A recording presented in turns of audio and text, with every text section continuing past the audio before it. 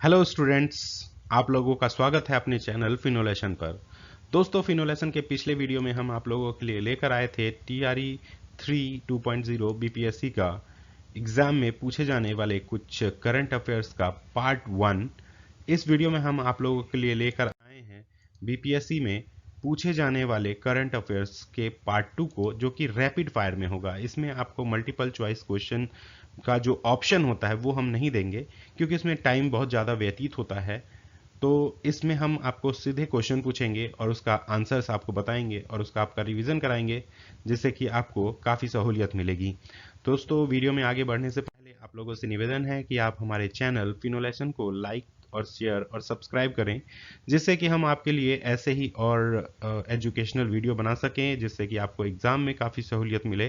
तो दोस्तों, आइए शुरू करते हैं आज का पहला प्रश्न, जो कि है कि किस केंद्रीय मंत्री ने नीति आयोग के प्लेटफॉर्म नीति फॉर स्टेटस को लॉन्च किया है?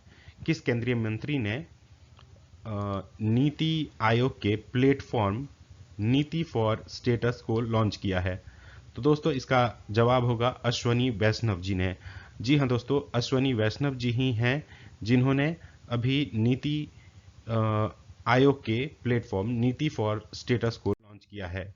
आइए दोस्तों, क्वेश्चन नंबर 2 देख लेते हैं। क्वेश्चन नंबर 2 पूछता है कि राष्ट्रीय युवा संसद महोत्सव 2024 राष्ट्रीय युवा महोत्सव 2024 में प्रथम पुरस्कार किसने जीता है? प्रथम पुरस्कार किसने जीता है राष्ट्रीय युवा सांसद महोत्सव ने?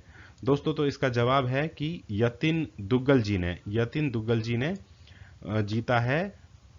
यतिन भास्कर दुग्गल जी ने राष्ट्रीय युवा सांसद महोत्सव 2024 में प्रथम पुरस्कार जीता है। तो दोस्तों, यदि आपसे क्वेश्चन पूछा जाए कि राष्ट्रीय युवा सांसद महोत्सव 2024 में प्रथम पुरस्कार किसने जीता है, तो यतिन भास्कर दुग्गल जी ने प्रथम पुरस्कार जीता है। आइए दोस्तों, क्वेश्चन नंबर 3 देख लेते हैं। क्वेश्चन नंबर 3 कहता है कि भारत के लिए 100 टेस्ट खेलने वाले 14वें खिलाड़ी कौन बने हैं? 100 टेस्ट खेलने वाले, टेस्ट मैच खेलने वाले 14वें खिलाड़ी कौन बने हैं? तो दोस्तों, इसका जवाब होगा रविचंद्रन अश्विन जी ने भारत के लिए अभी हाल में ही 100वां टेस्ट मैच खेला है और वो 100 टेस्ट मैच खेलने वाले 14वें खिलाड़ी बने हैं। आइए दोस्तों, क्वेश्चन नंबर 5 देख लेते हैं। क्वेश्चन नंबर 5 पूछता है कि भारतीय नौसेना ने लक्षद्वीप के किस द्वीप पर अपने बेस की स्थापना की है? दोस्तों, अभी भारतीय नौसेना ने लक्षद्वीप में हाल में ही अपना नया बेस की स्थापना की है, तो उसे उन्होंने मिनिकॉय द्वीप पर अपना नया बेस बनाया है। भारतीय नौसेना ने अभी हाल में ही मिनिकॉय द्वीप पर अपना बेस बनाया है। क्वेश्चन नंबर 6 देखते हैं। क्वेश्चन नंबर 6 कहता है कि हाल में ही इंग्लैंड के लिए अपना 100वां टेस्ट मैच खेलने वाले खिलाड़ी कौन बने हैं? इंग्लैंड के लिए, ध्यान देंगे कि इंग्लैंड के लिए अपना 100वां टेस्ट मैच खेलने वाले खिलाड़ी कौन हैं? दोस्तों, इसका जवाब होगा जॉनी ब्रेस्टो जो हैं, ये अभी अपना हाल में ही 100वां टेस्ट मैच खेले हैं इंग्लैंड के लिए। क्वेश्चन नंबर 7 देखते हैं। क्वेश्चन नंबर 7 है कि भारत की पहली अंडर वाटर मेट्रो का उद्घाटन पीएम मोदी ने किस राज्य में किया है? अभी हाल में ही मार्च के महीने में ही नरेंद्र मोदी जी ने अभी एक अंडर वाटर मेट्रो का उद्घाटन किया है। उन्होंने स्टूडेंट के साथ उसमें ट्रैवल भी किया है। तो वो किस राज्य में है? तो ये है पश्चिम बंगाल कोलकाता में पहली अंडर वाटर मेट्रो का उद्घाटन पीएम नरेंद्र मोदी जी ने हाल में ही किया है। प्रश्न नंबर 8 देखते हैं। प्रश्न नंबर 8 कहता है कि सांसद खेल महाकुंभ 3.0 का आयोजन किस शहर में किया जा रहा है? तो दोस्तों, इसका जवाब है हमीरपुर, हिमाचल प्रदेश में अभी सांसद खेल महाकुंभ का आयोजन किया जा रहा है। प्रश्न नंबर 9 की तरफ चलें तो प्रश्न नंबर 9 कहता है कि हाल में ही किस राज्य सरकार ने प्रदेश में ग्रीन हाइड्रोजन पॉलिसी को मंजूरी दी है? किस राज्य ने ग्रीन हाइड्रोजन पॉलिसी को मंजूरी दी है? तो इसका जवाब होगा उत्तर प्रदेश ने। उत्तर प्रदेश ने अभी हाल में ही ग्रीन हाइड्रोजन पॉलिसी को मंजूरी दी है।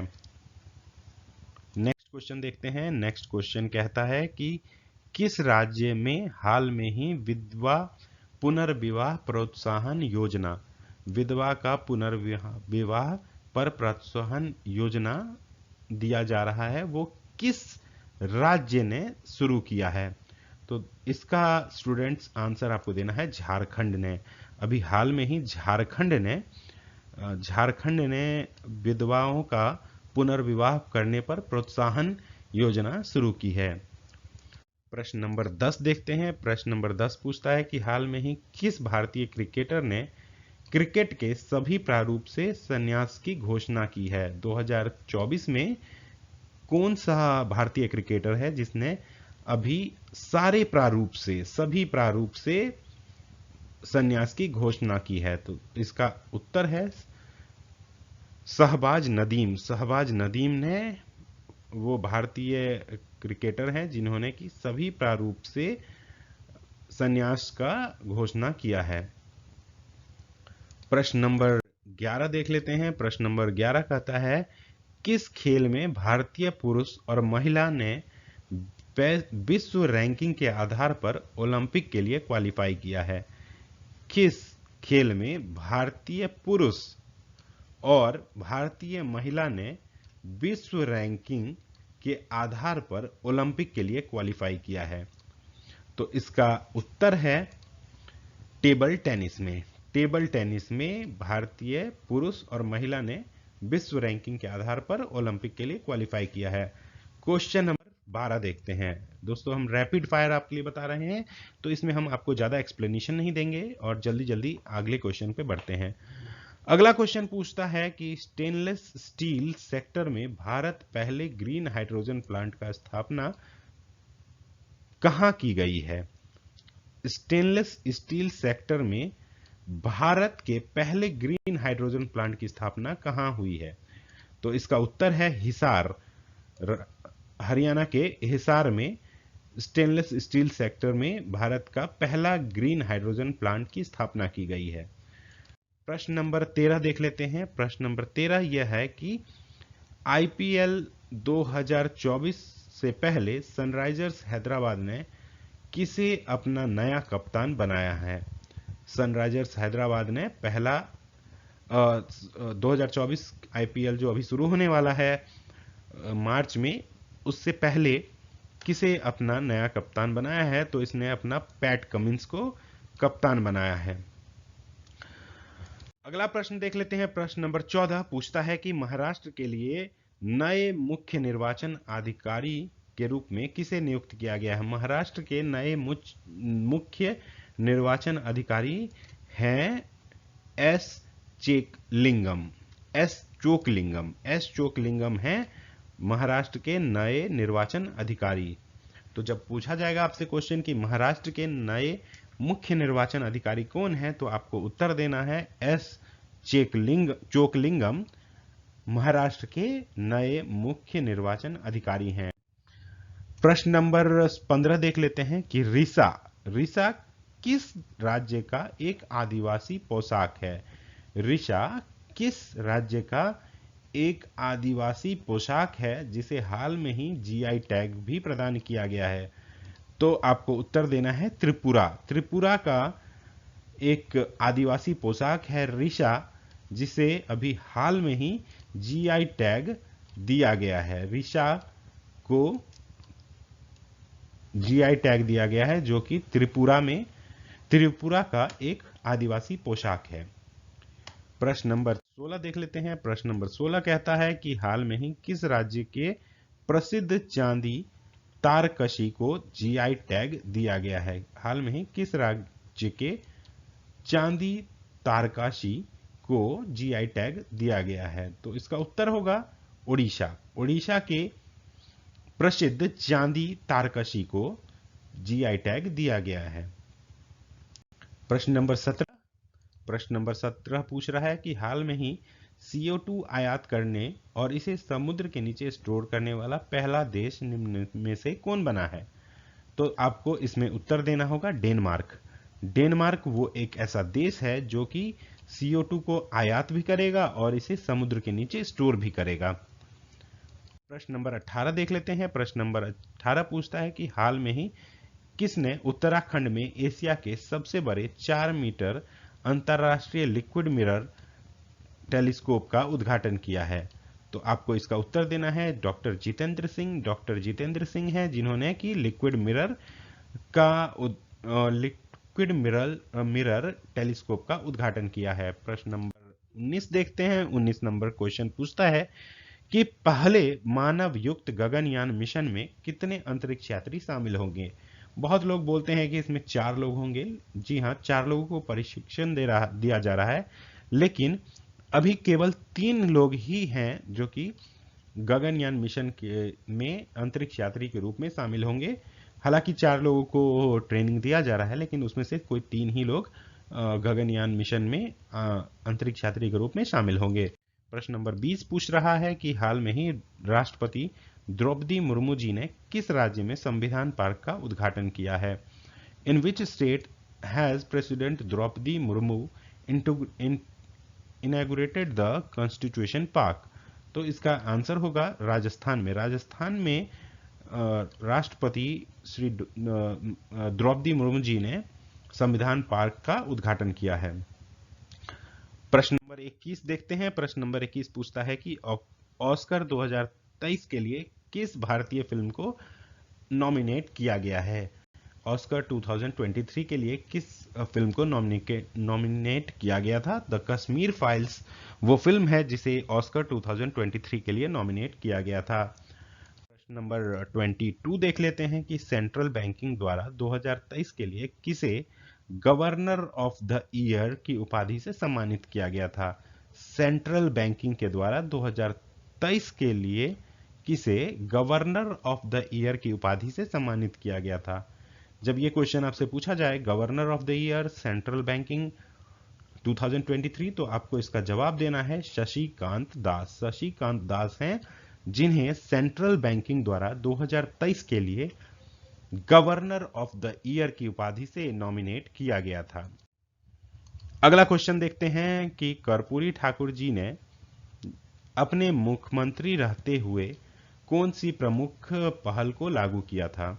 तो इसका जवाब होगा जमींदारी प्रथा का उन्मूलन करने का पहल श्री कर्पूरी ठाकुर जी ने अपने मुख्यमंत्रित्व काल में लागू किया था। प्रश्न नंबर 24 पूछता है कि तुर्की की मंजूरी के बाद कौन सा देश नाटो का 31वां सदस्य बना है? तो इसका जवाब होगा फिनलैंड। जी हाँ दोस्तों, फिनलैंड वो एक ऐसा देश है जिसे तुर्की के मंजूरी के बाद नाटो का 31वां सदस्य बनाया गया है। प्रश्न नंबर 25 पूछता है कि मिर्चा चावल जो कि काले रंग का एक चावल होता है, उसे अभी हाल में ही जीआई टैग दिया गया है, वह किस राज्य से संबंधित है? तो दोस्तों इसका जवाब है बिहार। बिहार के पश्चिम चंपारण में मिर्चा चावल का उत्पादन होता है जिसे कि अभी जीआई टैग दिया गया है। प्रश्न नंबर 26 पूछता है कि संस्कृत में गगनयान का शाब्दिक अर्थ क्या है? तो संस्कृत में गगनयान का शाब्दिक अर्थ है दिव्य वाहन। दिव्य वाहन संस्कृत में गगनयान का शाब्दिक अर्थ है। प्रश्न नंबर 27 पूछता है कि हाल में ही नंदिनी गुप्ता ने फेमिना मिस इंडिया 2023 का खिताब जीता था, वह किस राज्य से है? नंदिनी गुप्ता जिन्होंने फेमिना मिस इंडिया 2023 का खिताब जीता था, वह किस राज्य से हैं? तो वह राजस्थान राज्य से बिलोंग करती हैं। नंदिनी गुप्ता मिस इंडिया 2003 की विनर हैं, वो राजस्थान से हैं। क्वेश्चन नंबर 28 पूछ रहा है कि हाल में ही किस भारतीय अमेरिकी नागरिक को प्रवासी भारतीय सम्मान पुरस्कार से सम्मानित किया गया था? तो इसका उत्तर होगा राज सुब्रमण्यम। राज सुब्रमण्यम है जिन्हें भारतीय अमेरिकी नागरिक हैं वो, जिन्हें प्रवासी भारतीय सम्मान पुरस्कार से सम्मानित किया गया था। क्वेश्चन नंबर 29 देखते हैं। क्वेश्चन नंबर 29 पूछता है कि हाल में ही किस राज्य में अहमदनगर का नाम बदलकर अहिल्या नगर किया जाएगा? तो इसका उत्तर होगा महाराष्ट्र। महाराष्ट्र में ही राज्य है अहमदनगर, जिसका नाम बदलकर अब अहिल्या नगर रखा जाएगा। प्रश्न नंबर 30 पूछ रहा है कि देश की पहली रोबोट नियंत्रण वेधशाला कहां स्थापित किया जा रहा है? इसका उत्तर है कि उज्जैन में भारत देश का पहला रोबोटिक नियंत्रण वेधशाला स्थापित होने जा रहा है। प्रश्न नंबर 31 नंबर पूछता है कि पराक्रम दिवस का क्या महत्व है? पराक्रम दिवस नेताजी सुभाष चंद्र बोस का जन्मदिन है। अगर पूछा जाए कि पराक्रम दिवस क्यों मनाया जाता है, तो आपको उत्तर अगर उसमें मिलता है कि नेताजी सुभाष चंद्र जी का जन्मदिन है, तो आपको उसी पे सेलेक्ट करना है। अगला प्रश्न देखते हैं, प्रश्न नंबर 32। प्रश्न नंबर 32 है कि हाल में ही किसने अपना नया उपन्यास अजय टू योगी आदित्यनाथ लॉन्च किया था? तो दोस्तों आपको इसमें उत्तर देना है शांतनु गुप्ता है। शांतनु गुप्ता ने हाल में ही अपना नया उपन्यास अजय टू योगी आदित्यनाथ लॉन्च किया है। प्रश्न नंबर 33 देख लेते हैं कि हाल में ही जारी ग्लोबल जेंडर गैप इंडेक्स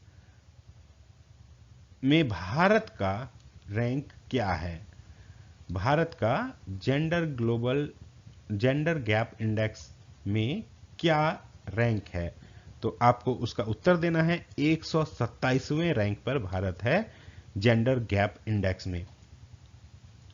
अगला प्रश्न देखते हैं, प्रश्न नंबर 34 पूछ रहा है कि बिहार राज्य के जैविक मिशन और जैविक कॉरिडोर के अंतर्गत बिहार के कितने जिलों को सम्मिलित किया गया है? इसका उत्तर होगा 13।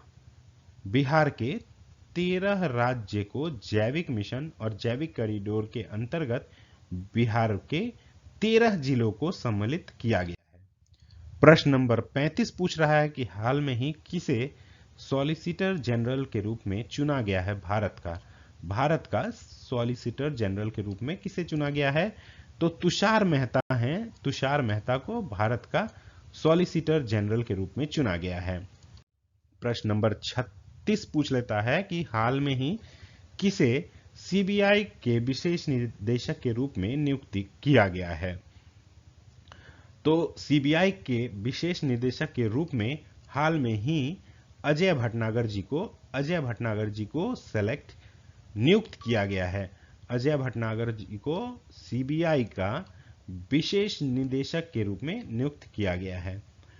He has been appointed as a special director of CBI. Now move to another question number 37, which asks which of the following state will host the 69th edition of Filmfare Awards?